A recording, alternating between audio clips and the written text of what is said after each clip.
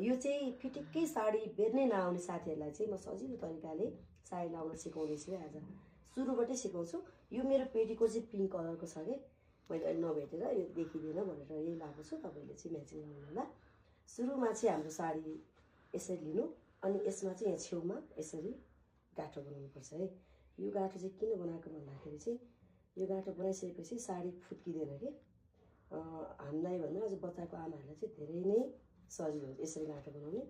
अनि गाँठो बनाइसकेपछि कतिजना चाहिँ यहाँबाट लाउनुहुन्छ कि यहाँबाट लाउँदाखेरि चाहिँ हिँड्न हामीलाई अप्ठ्यारो हुन्छ। त्यही भएर साडी चाहिँ ठ्याक्कै लगाएर यहाँनिर यहाँ लाउनु होला। साडी लाउँदा पहिला आफूले सेन्डिल चाहिँ लाउनुपर्छ है।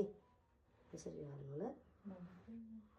सेन्डिल चाहिँ आफूले कुन लाउने हो पहिले लाएर साडी लगायो भने चाहिँ साडी एकदम राम्रो हुन्छ। अनि यसरी घुमाउँदै जाने साडी चाहिँ ठ्याक्कै यहाँनिर लाउनुपर्छ। यसरी घुमाउँदै घुमाउँदै यसरी जानु होला। अनि त्यसपछि यो यता छोड्नु आँचल यसरी लिनु। अब यो आँचललाई चाहिँ अहिले मिलाउनु पर्ने यतिकै बनाएर यसरी घुमाएर अलिकति होचो मान्छे हुनुहुन्छ भने चाहिँ आँचल अलिकति लामो राख्नु होला कि किनभने अलिक होचो मान्छेलाई चाहिँ आँचल लामो राख्यो भने हाइट अलिक हल्को देखिन्छ कि मैले अलिक खोजिनै छु त्यो मैले अलिक लामो आँचल राखेँ। तपाईँहरूले आफ्नो हाइट अनुसारले आँचल राख्नु होला। अनि त्यसपछि अब यहाँ चाहिँ सबैभन्दा गाह्रो चाहिँ तपाईँहरूलाई यहाँ लाग्छ कि अब यो साडी हेर्नु है। मैले यसो भनेको छु कतिजना चाहिँ पिन लाउनुहुन्छ कि साडीमा। म चाहिँ लाउँदिनँ। म चाहिँ पिन एउटा यहाँ लाउँछु। पिन लाएर चाहिँ म साडी लाउँदिनँ। अब यहाँ यसो हेर्नुहोस् पिन लाएर साडी बिग्रिन्छ पनि। अब यतिको राख्नुहोस् है ठ्याक्क 1 2 3 बित्ता राख्नुहोस्। अनि यहाँनिर ठ्याक्कै लगाएर एउटा सानो गाँठो बनाउनुहोस्। गाँठो बनाउँछु म बिस्तारै बिस्तारै स्टेप बाई स्टेप सिकाइरहेको छु कि साडी यसरी गाँठो बनाउने। यो गाँठो बनाइसकेपछि हेर्नु है हेर्नु त कस्तो बनिसक्यो अहिले नै। ठ्याक्कै यो गाँठोलाई अहिले यहाँ घुसारिदिनुहोस्। ठ्याक्कै यहाँ घुसारिदिनुहोस् है।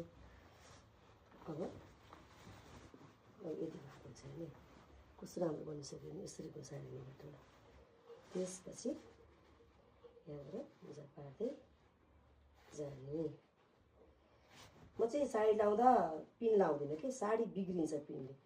एक दिन साडी लगाइन्छ है अनि त्यो साडीले पिन यस्तो बिग्रिन्छ नि पिनले साडी बिग्रिन्छ सरी। अनि यसो गरेर मिलाउनु होला मजा। सुरुमा मिलाइसकेपछि ठ्याक ठ्याक हेर्नुहोस् है। अनि जहिले पनि यो साडी हाल्दाखेरि चाहिँ यो नाइटोको अलिकति 1 औँला यतापट्टि घुसार्नु होला यसरी।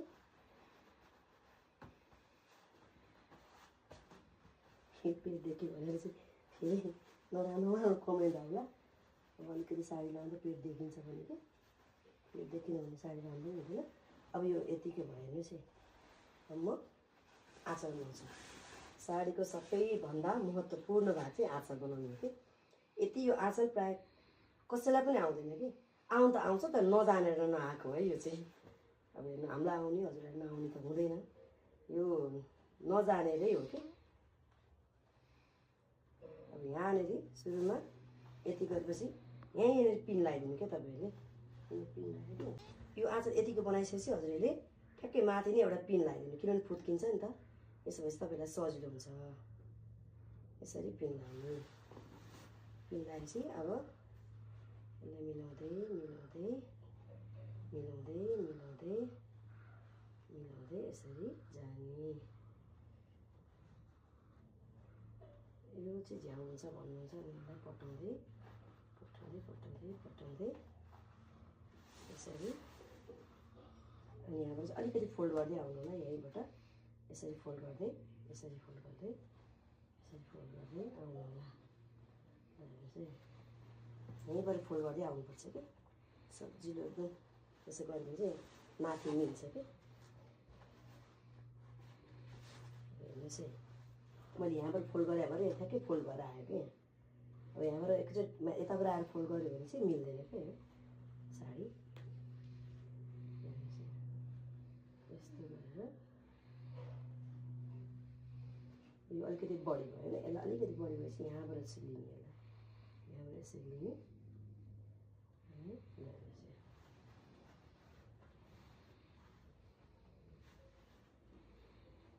कतिजना चाहिँ यसलाई चाहिँ यसरी लाउनुहुन्छ कि, यसरी लाउँदा चाहिँ कस्तो छुच्ची जस्तो देखिन्छ कि, त्यही भएर साडी चाहिँ अलिक छुच्ची देखिनु भएन नि त। साडी लाउँदा भलाद्मी एकदमै राम्री होइन देखि स्मार्ट देखिनु पऱ्यो। त्यही भएर म चाहिँ हजुरहरूलाई आज एकदम स्मार्ट भलाद्मी र प्यारी देखिने गरेर साडी लाउन सिकाउँदैछु है। हेरेर ठ्याक्कै यहाँ यसरी यहाँ लगाउने। अब यो अलिकति गाह्रो चाहिँ तपाईँहरूलाई कस्तो हुन्छ, यसो गरेर लाउने कि साडी। अलिकति यो पारी पनि देखाउने, यति गरेर पारी देखाइसकेपछि अनि यहाँनिर एउटा पिन अलिकति बन्द गर्दैछु यसरी लगाइदिनुहोस्। अब यो साडी हेर्नु त, तपाईँको माथिको देखाउनु ल, हेर्नुहोस्। अब यो जुन हामीले अघि नै सेफ्टी पिन लगाएको छ यो खोलिदिनु। यो राम्रो देखिँदैन कि, यसलाई खोलिदिनु। अब मैले सेफ्टी पिन एउटाभन्दा दुईवटा युज गरेको छैन, एउटा यहाँ मात्रै युज गरेको छु। अनि ल हेर्नुहोस् मेरो साडी चाहिँ ल हेर्नुहोस्, यहाँ हेर्नुहोस् यो पार्ट हेर्नुहोस् कति राम्रो छ। यसरी चाहिँ एउटा मात्रै पिन लाउने कि। सुरुमा मैले जुन प्रोसेस गरेँ गाँठा बनाउने त्यो बनाइसकेपछि कहीँ केही पिन लाउनु पर्दैन। अनि साडी लाउँदा चाहिँ अलिकति लामै लाउनुपर्छ, अलिकति हाइट पनि देखिन्छ र राम्रो पनि देखिन्छ। अब ल हेर्नुहोस् त, एकैछिनमा मैले कति सजिलोसँग साडी लगाएर सिकाएँ। यस्तै यस्तै हजुरहरूलाई अरू पनि साडी लगाएको भिडियो हेर्नु मन छ, सिक्नु मन छ भने कमेन्ट गर्नु होला। म जस्तो पनि साडी हजुरहरूलाई एकदम सजिलो तरिकाले लगाउन सिकाउँछु, स्टेप बाई स्टेप है त।